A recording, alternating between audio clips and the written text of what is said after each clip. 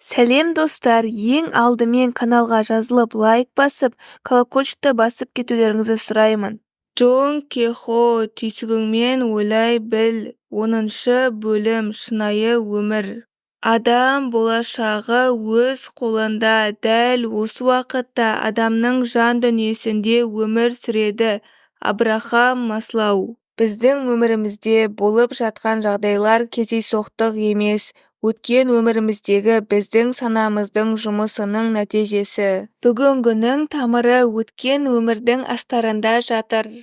Мынадай үйлестікті қарастырайық.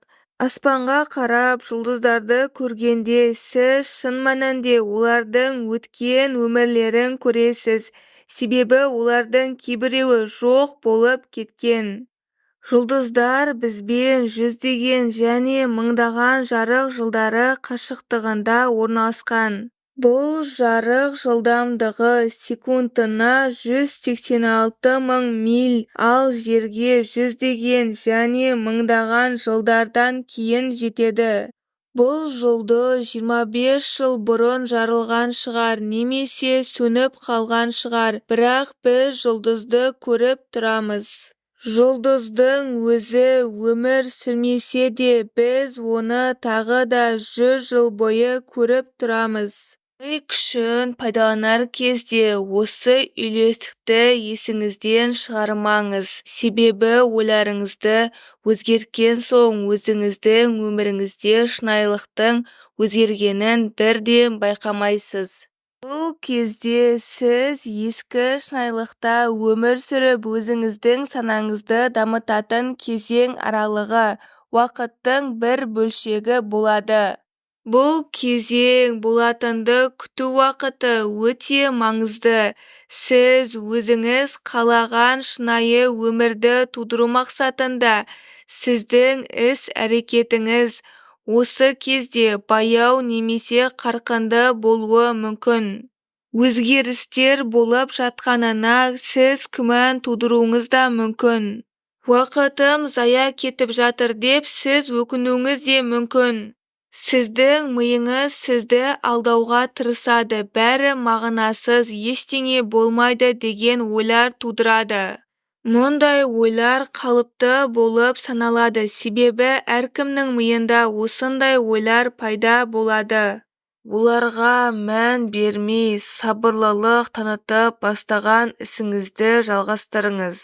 Есіңізде ұстаңыз, шынайы өмір бұл процесс, тұрақты қозғалыссыз дүние емес. Барлық дүние тұрақты түрде өзге бірдеңеге айналу процесінде. Сіздің өміріңіздегі жағдайлар да өзгеріп отырады, сондықтан да егер де ойды қайта-қайта қайталасаңыз, оның жаңа шынайы өмірді жасамауы мүмкін емес. Бұл ойланатын жағдай. Әр нәрсе өз уақытымен. Уақыт өте келе сіздің өміріңіз табиғи жолмен еш ауыртпашылықсыз өзгере бастайды.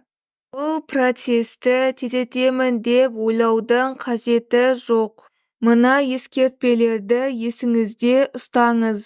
Бірінші, әрдайым не ойлап жатқаныңызды түсінуге тырысыңыз.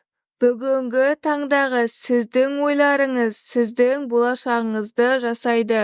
Екінші, өміріңіздің кез келген келеңсіздіктеріне қарым-қатынасыңызды өзгертіңіз.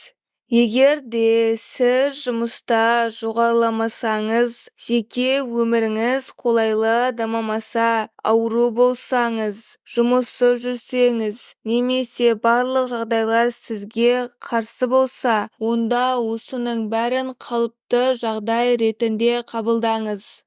Бұлай емес деп өзіңізді сендірудің қажеті жоқ.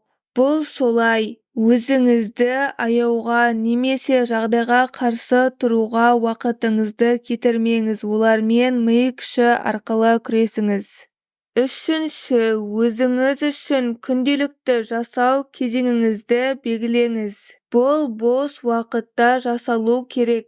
Бұл уақытта сіз қажетті энергия қуатын толықтырып алатын кезең болып саналады. Мен бірде бір компанияға телефон шалып, маған қажетті ақпаратты берулерін сұрадым. Менімен сөйлескен әйел жарты сағаттан соң телефон шалуымды өтінді.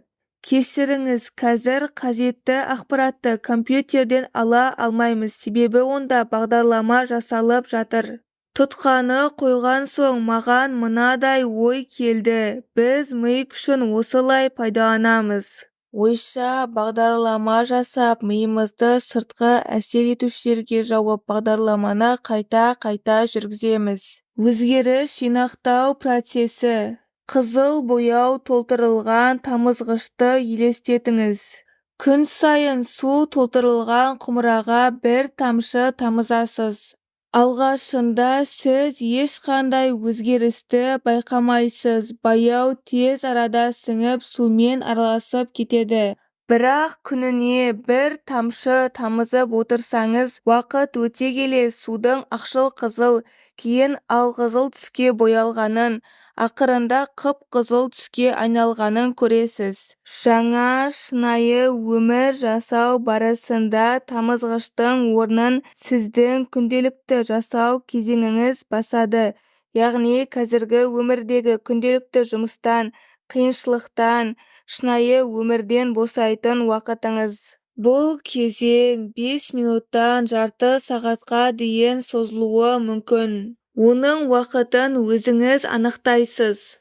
Зерттелген әдістерді жиі қолдану арқылы сіз тұрақты түрде күшейе түскен әсерді көресіз. Бұл іске жартылай күшін арнайтын адамдар тез арада құлдырауға ұшырайды. Ал бар ынтасымен жұмыс жасағандар үшін мүмкін емес ештеңе болмайды. Сіз көрегендік қабілетіне ие екеніңізге, мықты болып жағдайлардан жоғары тұра алатыныңызға сене аласыз ба? Бір күн босатпай күнделікті түрде өзіңіз қалаған шынайы өмір туралы ойларды нығайта аласыз ба? Сыртқы көріністе өміріңізде еш нәрсе өзгермесе де, сіз тұрақты түрде күнделікті жаттығу жасап, өзіңіздің табысыңызға сенесіз бе? Егер де иә десеңіз, онда қалағаныңызды аласыз. Сіз бұл өмірге батыл қадам жасайсыз, ал ол өз кезегінде сіздің кез келген өтінішіңізді орындайды.